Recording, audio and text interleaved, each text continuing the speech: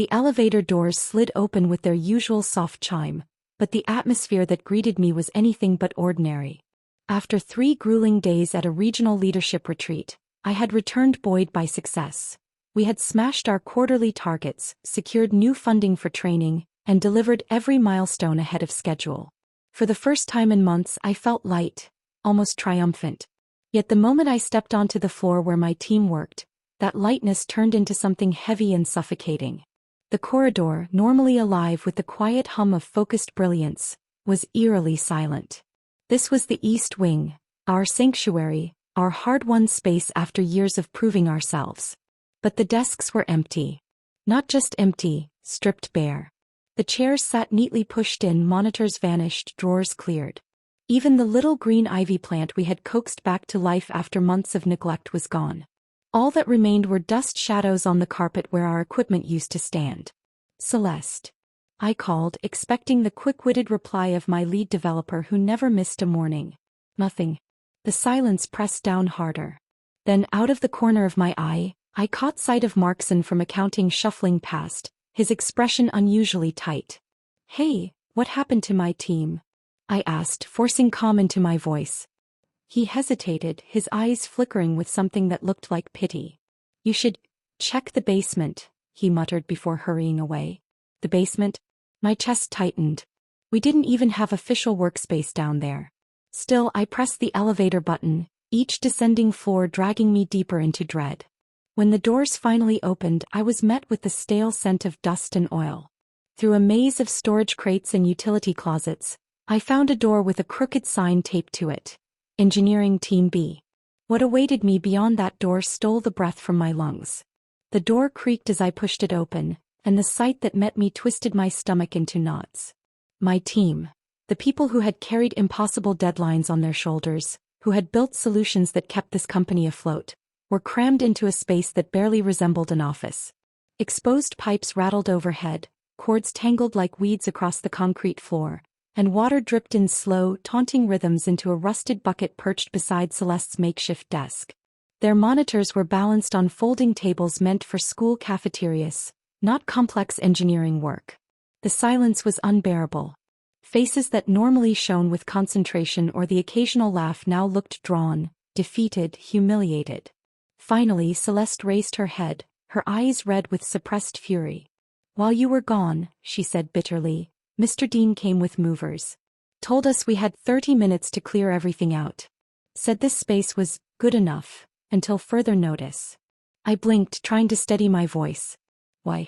What could possibly justify this?" Rin, the youngest on the team, spoke up, her voice carrying both hurt and disbelief. "He said a specialist was coming. Some productivity miracle worker. Apparently, this guy is going to revolutionize the entire department."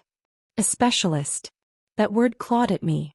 I had spent years proving results with this team, results that spoke louder than any consultant's presentation. And now, with a single decree, we'd been shoved underground like an afterthought. I clenched my jaw, forcing myself to stay calm. Rage wouldn't serve them now. What they needed was clarity, and perhaps something even greater. I glanced around the room, committing every detail to memory. The damp air. The trembling chords. The silence that felt like betrayal. I knew in that moment this wasn't just relocation. This was war. I stormed back upstairs, my heart pounding with a mixture of dread and fury. The East Wing, once filled with the rhythm of my team, now looked foreign, hijacked. Our bright, airy space, strategically nestled between the testing lab and the design unit, had been turned into a stage for one man. He was young, immaculately dressed, arranging framed certificates on what used to be my desk. Each award gleamed as though meant to blind anyone questioning his authority. And beside him, like a proud parent, stood Dean, the department head who had been in charge for less than half a year yet wielded his authority like a weapon. When Dean noticed me, his eyes lit up, not with respect but with condescension. "Ah, there you are," he exclaimed with the enthusiasm of a salesman. "Meet Bastian, our new productivity transformation specialist. His methods increased efficiency threefold at his last companies. We're lucky to have him." Bastian didn't even look up. He continued arranging his trophies as though my presence was beneath his notice. Dean lowered his voice to a conspiratorial whisper. Your team can manage downstairs until next quarter's budget review. It's temporary. Temporary. The word stung like acid. The basement with dripping pipes and sputtering Wi-Fi wasn't temporary. It was degradation. So I said nothing. I watched Bastian polish the corner of his glass frame, watched Dean beam at his shiny new hire, and I knew any argument now would only fall on deaf ears. So I turned silent as a storm cloud and walked back toward the basement. With every step my mind sharpened. They wanted us out of sight. They wanted us forgotten. But I would not let that happen. If they thought exile would break us, they were gravely mistaken. The basement air pressed against my lungs, heavy with mildew and defeat. My team sat huddled around their folding tables, the distant hum of machinery echoing like a cruel reminder of how far we'd fallen. Vega, our seasoned hardware specialist, broke the silence first. His voice was low, tired, carrying the weight of 30 years at this company. 32 years, he muttered, and this is how they repay loyalty. The others didn't respond, but the truth of his words hung thick in the air. Faces I had seen illuminated by code, by sparks of ingenuity, were now shadows of despair. These were people who had sacrificed holidays, nights, their health for this company. And now they were discarded like old furniture shoved into storage. But I refused to let them sink into that despair. I forced a smile, calm and unwavering, and said the words that changed everything. Pack your bags. Heads snapped toward me, confusion etched on every face. Not just for down here, I continued. For everything. Quietly gather what matters. Your files, your notes, the pieces of yourself you can't afford to lose. And keep this conversation between us. They stared, hesitant but trusting. Celeste's eyes searched mine, looking for the plan I hadn't yet revealed. Ren bit her lip, clearly torn between fear and hope. Vega narrowed his gaze but nodded slowly. I held each of their stares, my smile never faltering. I had no intention of leaving them to rot in this basement. I had spent years preparing for challenges far greater than this. Logistics in refugee camps, supply chains across collapsing nations, solving human chaos where order seemed impossible. This was different, yes, but in many ways it wasn't. I had seen worse. And I had survived worse. Now it was their turn. That night, as the last hum of computers died in the basement, I sat alone with my thoughts. My name is Talia Morgan, and until that day I had been the loyal, dependable head of Engineering Team B. For 8 years I'd poured myself into this company, molding a band of misfits into a powerhouse that executives relied on whenever the impossible needed to be done. What Dean never realized was that my strength didn't just lie in managing projects. Before corporate life I had spent 15 years running logistics in war zones and refugee camps, where resources were scarce and failure meant lives lost. I'd built supply lines where none existed, coordinated teams across fractured continents, and forged alliances in the most unlikely of places. Those years had taught me a truth Dean would never grasp. Real strength isn't in flash or flare. It's in resilience, in finding order amid chaos. Every member of my team had been chosen not just for their technical brilliance, but for their spirit. Celeste, sharp-tongued but a genius with complex systems, had been dismissed by others as too difficult. Ren, fresh out of college, possessed a mind that could see elegance in tangled complexity. Vega, worn and ready to retire, still carried an irreplaceable mastery of hardware. And there were others, each with their quirks, each with talents the world had overlooked until I pulled them together. Now here they were, crammed into a basement, treated as expendable. My hands curled into fists at the thought. Dean thought he had won by pushing us aside. He thought this Bastian, with his certificates and hollow promises, would replace years of grit and sacrifice. But what Dean had really done was awaken something I hadn't felt in years. A fire I thought I'd buried with my humanitarian days. This wasn't just about survival anymore. It was about justice. 6 months earlier, our former department head, an old-school leader who valued results above showmanship, retired quietly. In his place came Dean. He arrived with glossy slides, corporate jargon, and lofty promises of innovation revolutions. But beneath that shine was hollowness. From day one it was clear. He didn't understand our work. He didn't want to understand. Dean was obsessed with finding a so-called game-changer, someone who could dazzle executives with buzzwords. He paraded flashy consultants through the office, dismissing the steady brilliance of the team that had delivered consistently for nearly a decade. And when Bastien strutted in with his rehearsed charisma and promises of tripling productivity, Dean was entranced. What he didn't investigate was Bastien's past. 3 jobs in 2 years. Companies dazzled then destabilized. The pattern was there for anyone who bothered to look. But Dean wasn't looking. He only wanted his golden hire, the one who made him look visionary. The irony? For 8 years my team had been his true visionaries. We weren't glamorous but we got things done. We had rescued projects on the brink of collapse, built systems from nothing, and saved the company millions by simply doing what we did best. And yet, in Dean's eyes, all of that was invisible compared to Bastien's shallow charm. The basement relocation was the culmination of his neglect. But even there my team didn't crumble. For 2 weeks we worked in exile. The heat stifled us, pipes leaked on us and Wi-Fi signals sputtered like dying breaths. But my people endured. They coded through headaches, tested through flickering lights, documented every process meticulously. "Why are we recording everything so carefully?" Dax asked one afternoon, his quiet voice betraying confusion. "It's not like they even care." I smiled loud enough for everyone to hear. "Because we care. Because no matter where they put us, our work deserves integrity." They didn't know yet, but every line we wrote, every detail we archived, was a seed in the larger plan I was already setting in motion. The call came on a gray Tuesday morning. Eileen, the CEO herself, wanted me to present our accomplishments at the upcoming board meeting. For my weary team it was like sunlight breaking through storm clouds. Finally, recognition. Finally, proof that all we had done hadn't gone unnoticed. Spirits lifted, shoulders straightened, hope flickered. That morning I dressed with care, choosing my sharpest navy blazer. In the basement's dim light, I rehearsed my slides, my heart swelling with pride for what my team had achieved. I carried not just numbers but stories of resilience, proof that brilliance thrives even in shadows. As I climbed the stairs toward the executive floor, Dean appeared, blocking my path. His smile was sharp, calculated. "Change of plans," he said smoothly. "The board doesn't want to hear about past work. They want the future. Bastien will present instead." My stomach tightened. That's not what the CEO requested. He leaned closer, his tone dropping. "I spoke to her this morning. She agrees.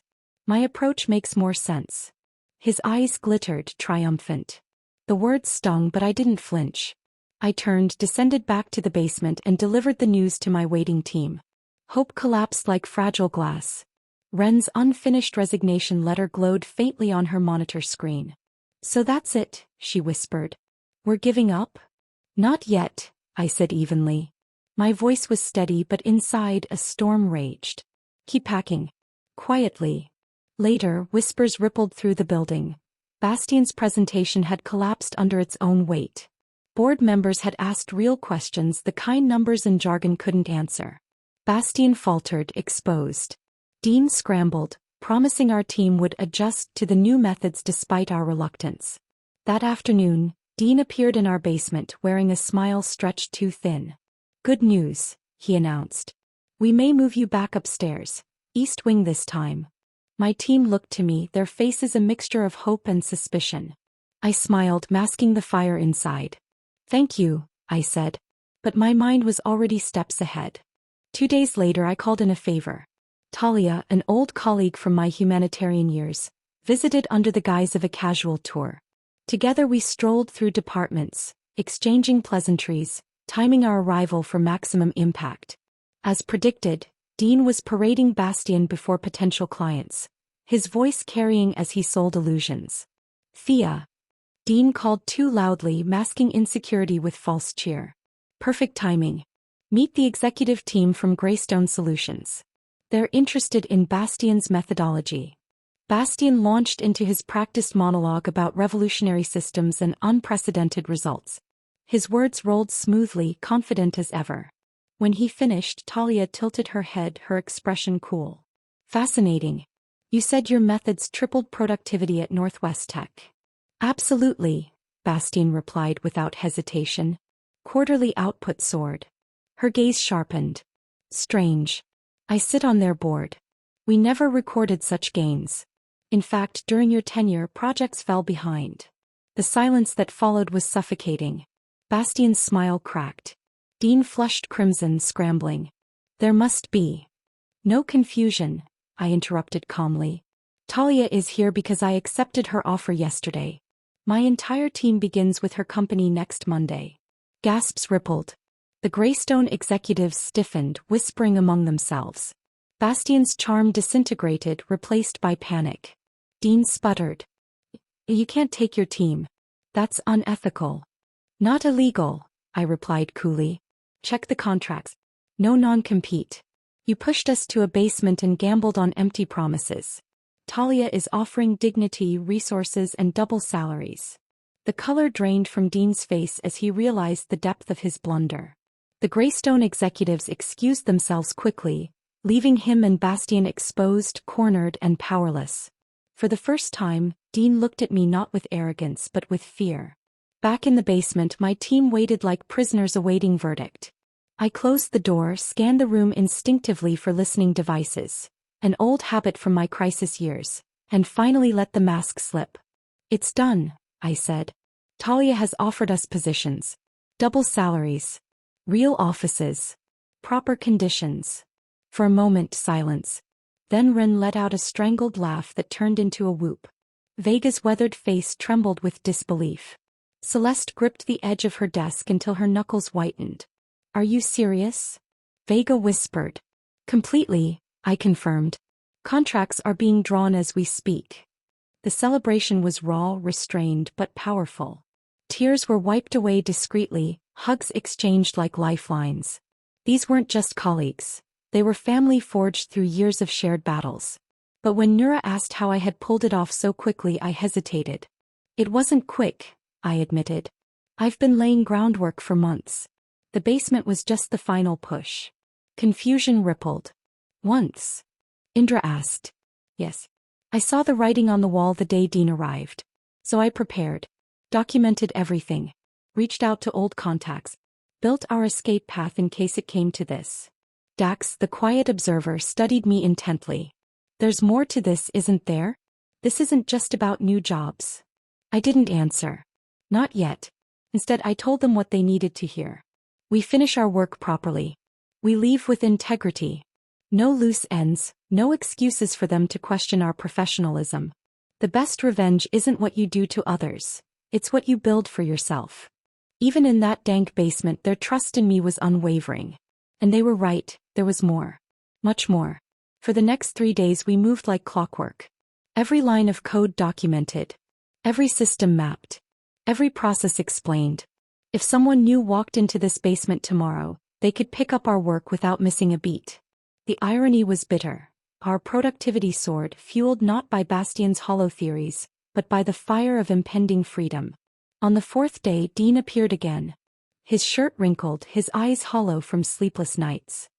He looked less like the confident executive who had paraded Bastian through hallways, and more like a man drowning. Thea, he began, his voice cracking. Can we talk privately? I shook my head. Anything you have to say you can say here. We don't keep secrets. He shifted uncomfortably, glancing at the faces of the team he had discarded. I've spoken with the executive board. They've authorized a 15% raise for all of you. Effective immediately. And the East Wing renovations are being expedited. You could be back upstairs within a week. The offer hung in the stale air. 15% more pay. A return to light. A thin attempt to mend what he had shattered. That's generous, I said calmly. But it's too late. We've already signed with Talia. Panic flickered across his face. Contracts can be broken. There must be clauses. There aren't, I interrupted. Her lawyers made sure of it. For a moment his professional mask cracked. Please Thea. This will destroy me. If I have to tell the board our entire engineering team resigned. I almost pitied him. Almost. But pity couldn't erase the image of my team in this basement, humiliated. The basement wasn't a mistake, Dean, I said quietly. It was a revelation. You showed us exactly how much we mattered to you. Now you're seeing how much you matter to us. His shoulders sagged.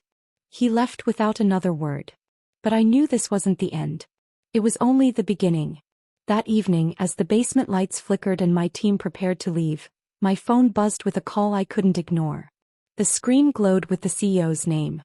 Thea, Eileen began, her tone brisk, almost cold. I've been informed your entire team has resigned. Is it true? Yes, I said simply. Silence stretched between us, heavy and deliberate. Then she spoke again. Meet me in my office tomorrow morning at 9. Alone. Not your team. When I returned to the basement, 7 pairs of eyes locked on me instantly. Celeste's voice cut through the silence. Was that her? I nodded. She wants a private meeting. Run frowned, worry etched across her young face. Is she going to stop us from leaving? Can they block the contracts? No, I assured her. Our contracts are solid. This is likely just an exit discussion. But even as I said it, I knew it was a lie.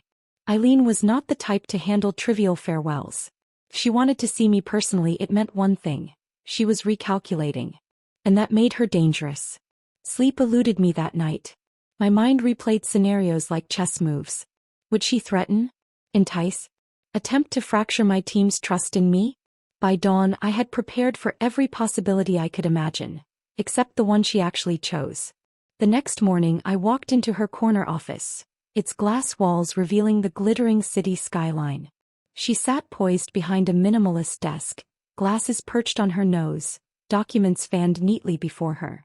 As I entered, she removed her glasses slowly, appraising me with eyes sharp enough to cut steel. Thea, she said. Thank you for coming. Her voice carried neither warmth nor hostility. Only calculation. She gestured toward the chair opposite her desk. I sat, spine straight, refusing to give her the satisfaction of visible nerves. I've reviewed your team's record, she said finally. Exceptional. Reliable. Delivering consistently with minimal resources. Frankly, you've outperformed expectations year after year. Thank you, I replied evenly. They are remarkable people. Her gaze narrowed. Which is why I find it difficult to accept that all of them would abandon ship simultaneously. A cramped basement hardly seems enough reason. I held her stare. It wasn't just the basement. It was what it represented. When Dean relocated us, he told us plainly that Bastian's methods required priority. He declared our value to be secondary. That room downstairs wasn't just physical exile, it was a message. She leaned back in her chair, studying me.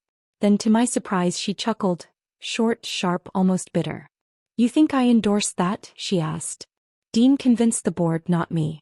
I was outvoted. And now? Her lips curled into something between satisfaction and regret.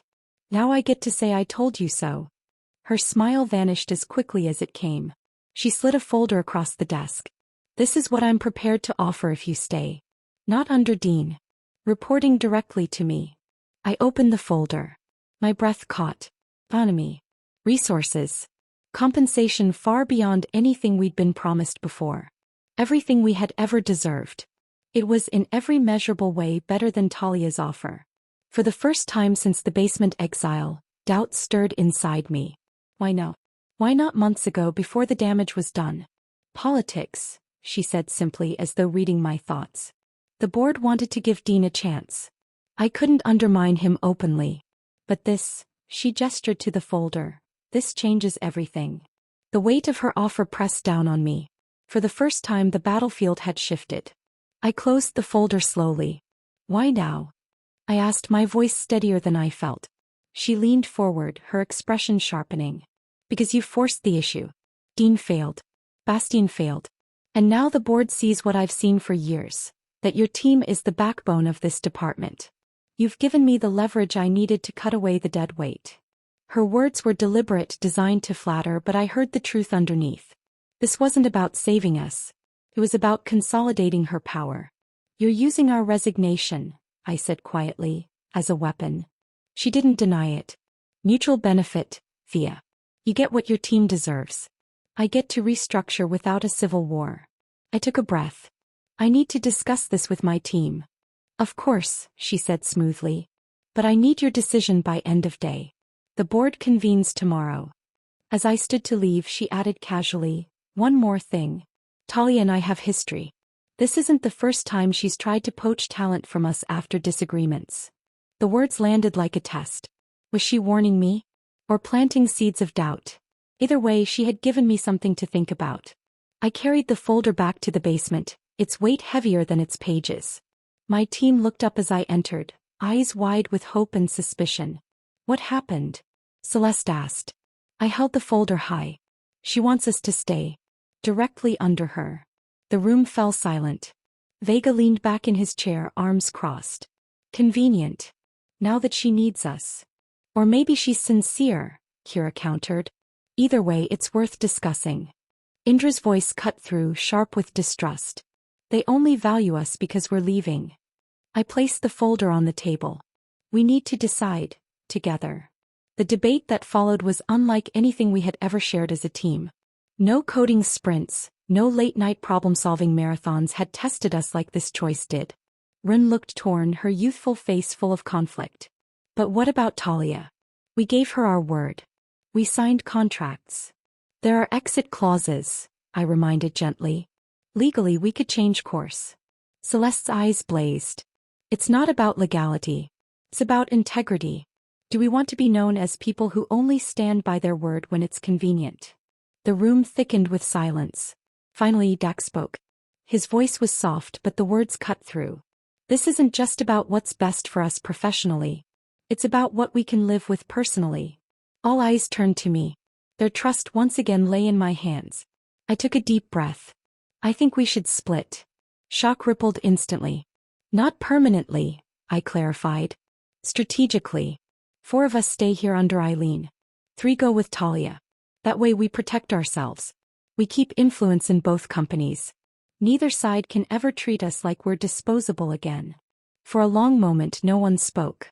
Then slowly Celeste began to laugh. Not mocking, admiring. "That's brilliant," she said. "We become our own network." One by one the others nodded. The tension melted into cautious excitement. Instead of being pawns in a corporate war, we could become the ones holding the strings. I slipped away to make 2 calls. One to Eileen, one to Talia. Both were difficult, but by the end both had agreed. When I returned, my team had chosen who would stay and who would go. And then came the question everyone had been holding back. "Which group will you lead?" Vega asked quietly. I smiled. "Neither. I'll lead both." The relief in the room was palpable. For the first time we weren't simply reacting, we were shaping our own future. That night we celebrated in our own quiet way. But as laughter filled the basement, my phone buzzed with a message from an unknown number. "Board meeting moved to tomorrow, 9 a.m. Dean presenting restructuring plan." Bastien featured prominently. "Thought you should know, friend." I stared at the screen, my mind recalculating. This changed the timeline completely. The final phase of my plan, months in the making, had to move forward now. "Change of plans," I announced, cutting through the celebration. My team stilled. "We need to prepare for tomorrow." "Why?" Vega asked. "We've already decided." "Because tomorrow isn't just about our decision," I replied, my voice sharp with certainty. "It's about making sure everyone understands exactly what they're losing." The rest of the night became a frenzy of preparation. Documents polished. Data compiled. Every piece of evidence we'd gathered against Bastien organized into a damning narrative. By midnight everything was ready. As we left the basement, Rin turned to me, eyes wide with curiosity. "Thea, how long have you been planning this?" "Really?" I paused at the door, meeting her gaze. "Since the day Dean introduced Bastien as the future." Celeste pressed further. "And tomorrow? What exactly are we walking into?" I smiled faintly. "Justice." They nodded, trusting me yet again. But deep down, I knew they still couldn't fathom the scale of what was about to unfold. Tomorrow wouldn't just shift our future. It would redefine everything the company thought it knew about power, loyalty, and truth.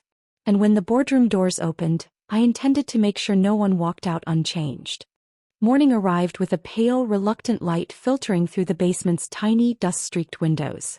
I had arrived earlier than the rest of my team, dressed in the charcoal gray suit I reserved for the most important presentations of my life. Today wasn't just another meeting. Today was war. When the others trickled in, one by one, their faces carried a mix of fear and anticipation. Celeste set her bag down beside me and whispered, "Ready for today?"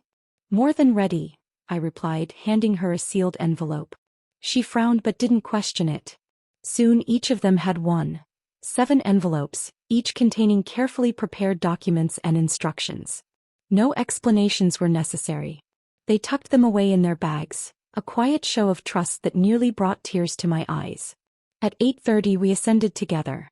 The elevator doors opened onto the executive floor, where polished floors gleamed beneath unforgiving lights. We waited in an adjacent room, silence settling over us like a shroud. Shouldn't we already be in there? Ren whispered nervously, gesturing toward the imposing boardroom doors. We weren't invited, I said softly. But don't worry. We will be. Right on cue at 8:55, Eileen's assistant approached. The CEO requests engineering team be join the meeting. We filed into the boardroom.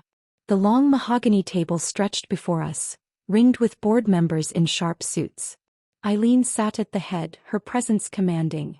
Halfway down, Dean shuffled papers nervously, while Bastien sat rigid, uncharacteristically pale. Dean's eyes widened when he saw us.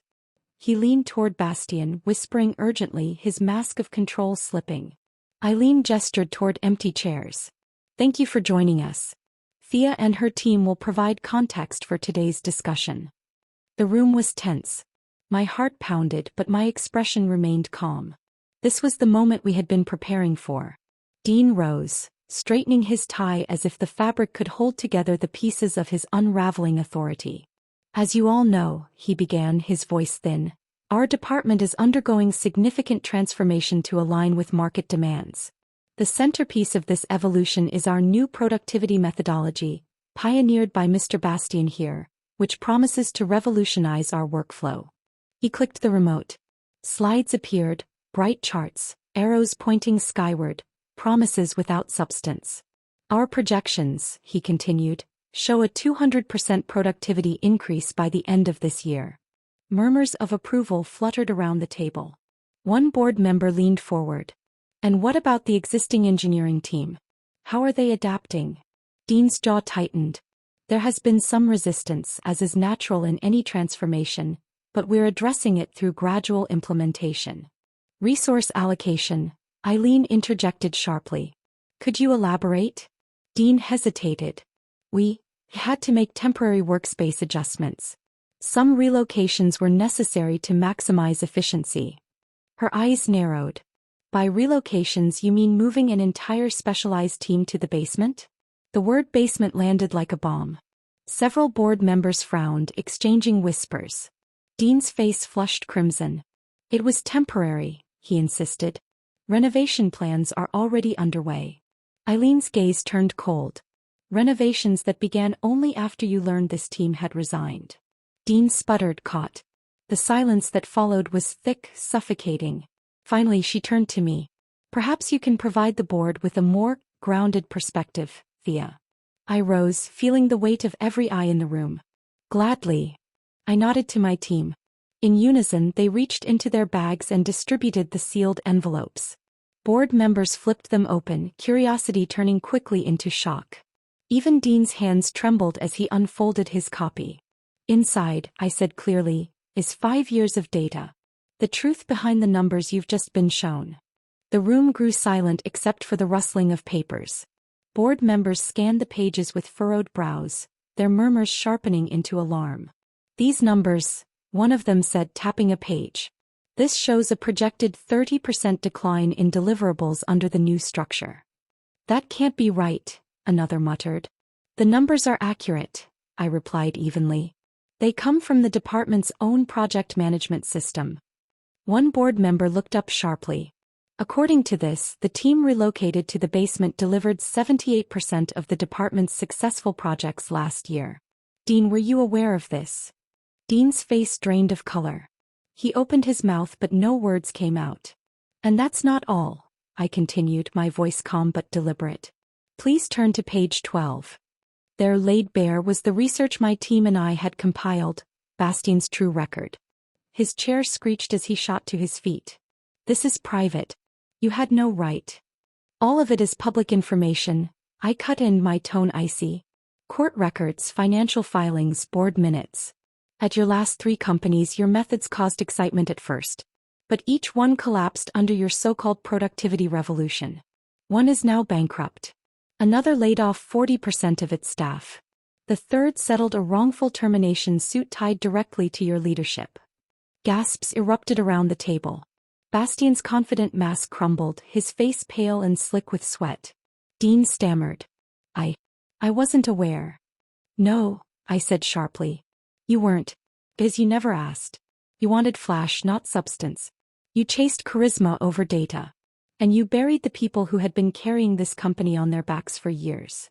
Silence fell again, heavier than before. The truth was no longer hidden in shadows. It was sprawled across the boardroom table for all to see. I turned fully toward the board, letting the weight of my words settle. This isn't about one bad decision. It's about a system that rewards flash over grit, that values quick wins over sustainable growth. What happened to us isn't an isolated mistake. It's a symptom. Several heads nodded. Even those who had once leaned toward Dean now studied me with renewed focus. The board chair finally spoke. Eileen mentioned your team has received offers elsewhere. Given what we've seen here, I'm not surprised. But why bring this to us now when you're already leaving? I smiled faintly. Because I care about this company despite how it treated us. And because we have proposed an alternative path, one that benefits everyone. I nodded to Nura, who distributed a second set of documents. This proposal detailed our plan to split strategically between two companies, maintaining institutional knowledge here while building a collaborative network across industries. Talia, seated among the board as a guest, finally spoke. Her voice was calm, assured. I've reviewed the proposal myself. I support it fully. This model would be unprecedented, two organizations working in partnership rather than competition. It could reshape the industry. Dean's face twisted. This is outrageous. But his words drowned under the weight of the board chair's measured reply. And where do you fit into this, Dean? Before he could answer, I spoke. That's not for me to decide. But if this proposal is to succeed, it requires leadership that values substance over style. The implication was clear. The chair folded his hands, studying Dean like a failed experiment. Then he turned back to me. Thank you, Thea. You and your team may step out while we deliberate. Dean hissed as I passed. You've been planning this for months. I met his gaze. No, Dean. You planned it the moment you sent us to the basement. I simply let the consequences arrive. Hours later, we sat in a small restaurant near the office, the tension of the boardroom still heavy in our bones. My team huddled around the table, whispering nervously when my phone buzzed with a new message. It was from Eileen. Dean and Bastian are gone. Board approved your proposal. When can you start as director? The words hit like a thunderclap. I passed the phone around. One by one, faces lit with joy, disbelief, relief. Finola's hands trembled as she set the phone down. So that was your plan all along? Not just leaving, but taking everything from him? Not exactly, I admitted. At first I only wanted to protect us. But when I saw how broken the system was, I realized we could fix it. Not just for us, but for everyone after us. Vega let out a low whistle. And splitting between companies? Insurance. Exactly, I said. No single employer will ever hold power over us again. Rin raised her glass, her eyes shining. To the basement. Without it, none of this would have happened. Laughter rippled around the table. Glasses clinked. The bitterness of betrayal had transformed into the sweetness of victory. And yet, as I looked at the people around me, I knew this was only the beginning. 6 months from now, our unconventional model would be studied, praised, even imitated. Dean and Bastian would fade into obscurity, their names synonymous with arrogance and failure. But we, my team, would rise. Not as victims, not even as survivors, but as architects of something entirely new. The most satisfying revenge, I realized, isn't destroying your enemies. It's building a future they can never touch. And that future had just begun. 6 months later, the world looked very different. What began as exile in a damp basement had become a story whispered in boardrooms and splashed across industry publications. Our unprecedented decision, to split the team between two companies yet work collaboratively, was hailed as visionary. Productivity rose, burnout decreased, and innovation flourished. Both companies thrived. Stock prices climbed, partnerships multiplied. What was once considered impossible had become a new standard. Collaboration instead of competition. Dean, on the other hand, was gone. Stripped of his power, reduced to a role in a smaller firm where no one listened to his grand visions anymore. Bastian had reinvented himself yet again, this time as a workplace culture consultant. He wandered from seminar to seminar, peddling the same hollow promises to those desperate enough to listen. But for us, the view from our new offices was no longer a concrete wall or rusted pipes. It was sunlight and open skies. Each member of my team thrived in ways that would have been impossible had we remained in the shadows. Celeste now led system architecture at one branch. Ren's innovations were winning national awards. Vega, once ready to retire, found fresh purpose mentoring the next generation. We no longer measured our worth in Dean's approval or Bastian's fabricated charts. We measured it in the tangible, undeniable results we produced. Results built on integrity, trust, and resilience. Looking back, I realized something profound. Sometimes betrayal doesn't break you. Sometimes it sharpens you. The basement hadn't been the end of our story. It had been the crucible that forged us into something stronger. And every time I thought about those early days of humiliation, I smiled, not out of bitterness but out of gratitude. Because the basement had given us the one thing we had never truly possessed before. Freedom. It wasn't just professional freedom, it was personal. For the first time in years, I watched my team leave work on time without guilt. They went home to families, hobbies, lives outside the office. They smiled more. They laughed more. I remembered the exhaustion that had once been etched into their faces, the shadows under their eyes as they worked through weekends to meet impossible deadlines. That weight was gone now. In its place was a spark I hadn't seen in years. A spark that said they belonged, they mattered, and they were finally being seen. Industry insiders began calling our model the dual-core structure. Case studies praised the way it balanced competition with collaboration. Universities reached out, asking us to lecture about resilience, leadership, and unconventional innovation.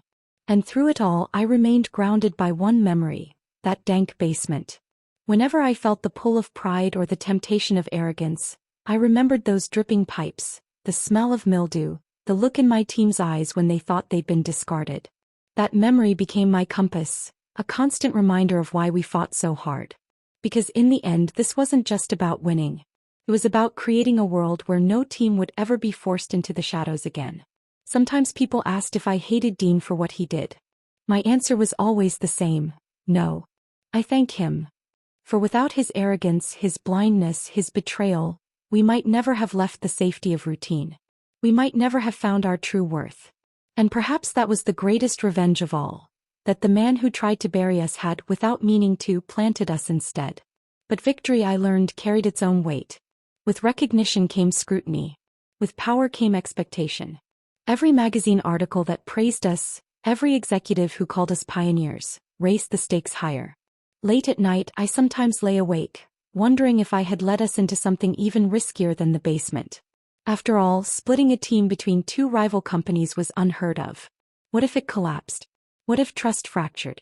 What if the whole thing became another cautionary tale? Those doubts gnawed at me until I looked at my team. They had been through exile, humiliation, betrayal. They had endured the worst and still produced their best. They weren't fragile. They weren't reckless. They were survivors. Builders. Visionaries. One evening, as we wrapped up a joint project review between the two branches, Run caught me staring at her proudly. "What?" she asked, laughing. "Nothing," I said, shaking my head. "Just proud." She smiled in that way only the young can, full of belief, full of certainty. "You don't have to carry it all, you know. We've got you too." Her words settled something inside me. For years I had believed leadership meant carrying the weight alone. But the basement had taught me otherwise. True leadership wasn't about carrying everything. It was about building trust strong enough that others could carry it with you. So I stopped doubting. Stopped fearing collapse. Because no matter what happened next, we had already proven something no setback could erase. Together we were unbreakable. The industry's fascination with our model grew louder with each passing month. Invitations poured in. Conferences, think tanks, government panels asking how resilience could be designed into organizations. I accepted some, declined others, but always spoke the same truth. It's not about the model. It's about the people. Because no structure, no methodology, no innovation could replace what we had in that basement. Trust born of adversity. It wasn't strategy that saved us. It was loyalty. It wasn't charts that proved our worth. It was nights of quiet sacrifice. The board once called us Team B, as though we were second class. But in truth we had always been the beating heart. And now the world knew it. Still, I never forgot the look on Dean's face in that boardroom, the way his arrogance crumbled when truth was laid bare. Nor did I forget Bastian's silence when his fraud was exposed. Those moments lived in me not as trophies but as warnings. Because systems fail when leaders forget that people are not pawns. That became my mission. To remind every executive, every board, every decision-maker who invited me to speak. Your basements are filled with brilliance you're ignoring. And sometimes brilliance doesn't stay hidden.